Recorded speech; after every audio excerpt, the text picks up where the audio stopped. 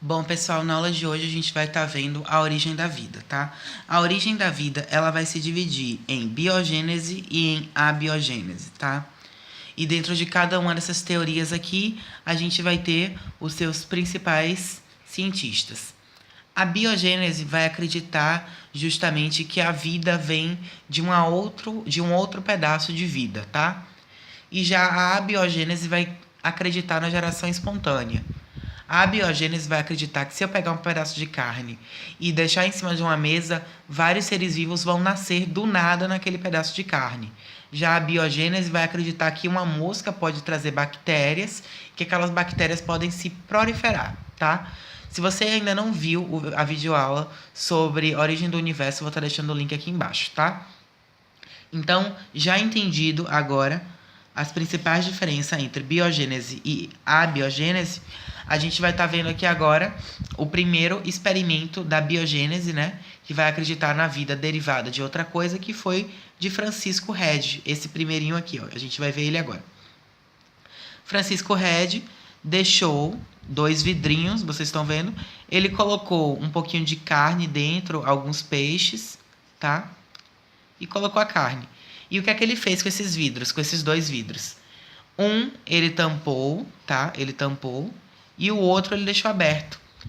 No que ele tampou, ele percebeu que continuou intacto, tá? E no que ele deixou aberto, ele percebeu que vieram várias moscas, pousaram aqui, e isso aqui acabou virando um lugar cheio de fungos e cheio de bactérias, tá?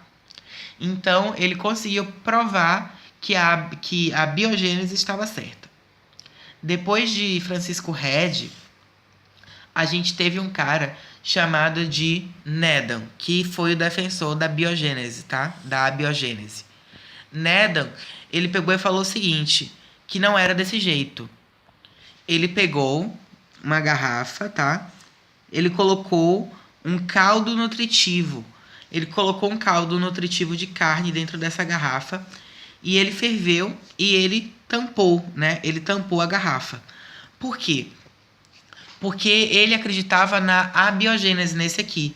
E como Francisco Redi disse, o que estava tampado não criou vida. E o que estava destampado criou vida. Então, essa teoria, esse experimento, estava favorecendo a teoria da biogênese. E Needham falou que, na verdade, a teoria correta seria a abiogênese e não a biogênese. Então, o que é que ele fez? Ele simplesmente pegou, ferveu o caldo aqui para poder ver se ia ter fungos e ele ainda tampou. Só que ele percebeu que no decorrer do tempo, algumas moscas chegaram aqui, ó, chegaram e criaram o quê? Novamente vários fungos aqui dentro. E aí ele pegou e falou, tá vendo? Francisco Redi estava errado. Então quem está certo sou eu, a abiogênese.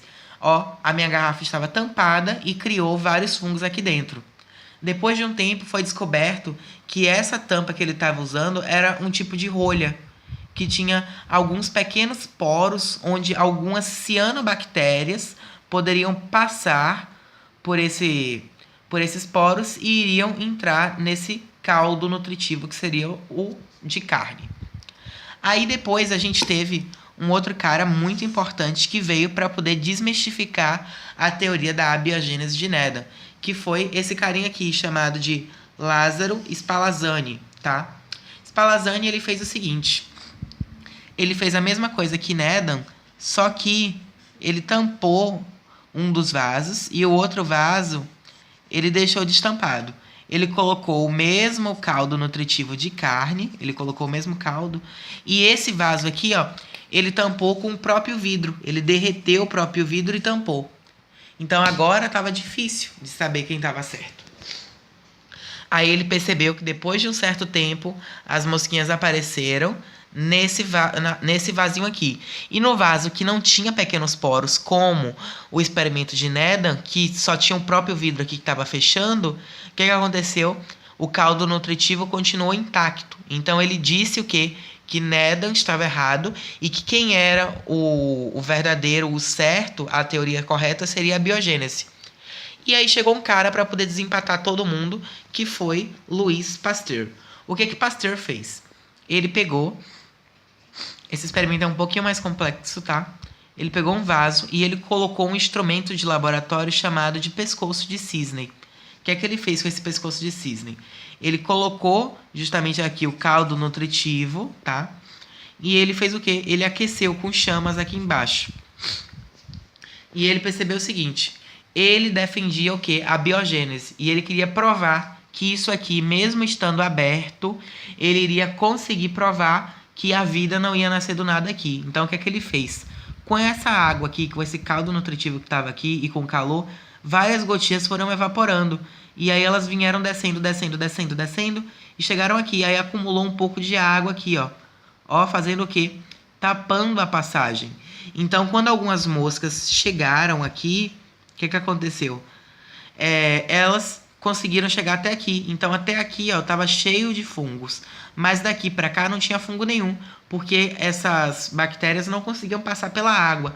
Então, ele conseguiu provar que a teoria correta é a biogênese. E até hoje é aceita como a biogênese, como a teoria correta. Já que ele conseguiu deixar o recipiente dele aberto e ele provou que nenhuma criatura, nenhum ser vivo nasceu aqui do nada. E a gente tem um cara muito importante chamado de Müller, o experimento de Müller, que é justamente o experimento da Terra primitiva. O que é que Müller fez? Ele pegou, né, ele queria simular o planeta Terra primitivamente. Ele pegou justamente, ó, ele fez um experimentozinho aqui que eu estou tentando desenhar, tá? Ele tentou simular a Terra primitiva. A Terra primitiva, naquela época, como vocês já acompanharam no vídeo de Origem do Universo, a Terra primitiva, a gente ia ter o quê? Justamente aqui, ó, várias rochas, uma temperatura muito alta, né? Uma grande quantidade de gases aqui, ó. E aqui a gente ia ter alguns choques elétricos que iriam estar simulando os trovões daquela época. Então, esse experimento de Müller da Terra primitiva não tem nada a ver com a biogênese ou com biogênese. É justamente o experimento da Terra primitiva. E esse experimento deu certo. Terra primitiva. Esse experimento justificava justamente o quê? Dizia e conseguiu provar que a vida ela não surge do nada. Ela precisa de uma outra coisa para poder estar sustentando. Então, acabou concretizando ainda mais a teoria da biogênese que hoje é aceita. Então, o que acontecia? Esses gases passavam por aqui, chegava aqui nessa parte, virava água, evaporava, recebia vários choques elétricos e voltava. Continuava nesse mesmo ciclo a vida toda. E ele percebeu que a vida não nascia do nada. E ele percebeu que, com o decorrer do tempo, algumas partículas de seres vivos conseguiram brotar, aparecer daqui, como aconteceu na Terra primitiva. Tá, gente? Qualquer dúvida, vocês deixam aqui embaixo. E essa foi a videoaula de hoje. Vejo vocês na próxima videoaula.